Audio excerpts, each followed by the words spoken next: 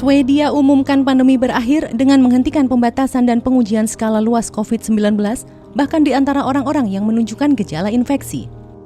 Tenda keliling kota, pusat swab drive-in, dan tes yang dikirim ke rumah yang tadinya ada di mana-mana selama pandemi berakhir. Pemerintah Swedia juga tidak lagi menyediakan data penting untuk melacak penyebaran COVID-19.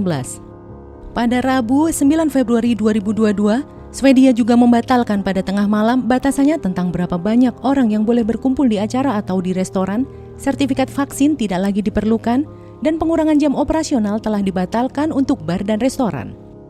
Langkah ini membuat negara Skandinavia berselisih dengan sebagian besar negara Eropa. Sementara beberapa ahli mengatakan itu bisa menjadi norma baru, pasalnya pengujian yang mahal menghasilkan lebih sedikit manfaat dengan kemunculan varian Omikron yang mudah menular, tetapi lebih ringan. Pemerintah pun mulai mempertimbangkan untuk memperlakukan COVID-19 seperti yang mereka lakukan pada penyakit endemik lainnya. Kepala Badan Kesehatan Masyarakat Swedia, Karin Tekmark Wissel, kepada siaran nasional SVT mengatakan pihaknya telah mencapai titik di mana biaya dan relevansi pengujian tidak lagi dapat dibenarkan. Mulai Rabu 9 Januari 2022, hanya petugas kesehatan dan perawatan lansia dan yang paling rentan yang berhak mendapatkan tes PCR gratis jika menunjukkan gejala. Sedangkan populasi lainnya hanya akan diminta untuk tinggal di rumah jika menunjukkan gejala yang bisa jadi COVID-19. Tes antigen sudah tersedia untuk dibeli di supermarket dan apotek, tetapi hasilnya tidak dilaporkan ke otoritas kesehatan. Penyedia layanan kesehatan swasta juga dapat melakukan tes dan menawarkan bukti COVID-19 untuk perjalanan internasional, tetapi biayanya tidak akan diganti oleh negara atau asuransi kesehatan. Tingkat vaksinasi yang tinggi di Swedia menciptakan optimisme di kalangan pejabat kesehatan. Sebuah studi akhir 2020 yang dirilis Selasa 8 Februari 2022 menunjukkan antibodi ditemukan dalam 85% sampel.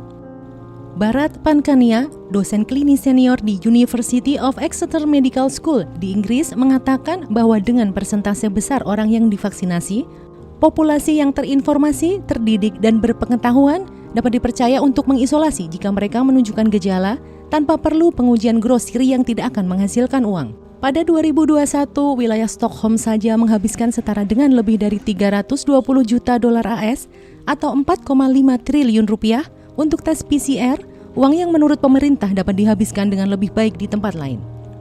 Untuk sebagian besar pandemi, penanganan COVID-19 di Swedia menonjol di antara negara-negara Eropa karena responnya yang relatif lepas tangan.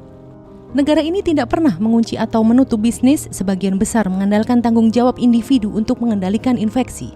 Sementara kematian akibat virus corona tinggi dibandingkan dengan negara-negara Nordik lainnya. Jumlah itu tetap lebih rendah daripada banyak tempat lain di Eropa yang menerapkan penguncian.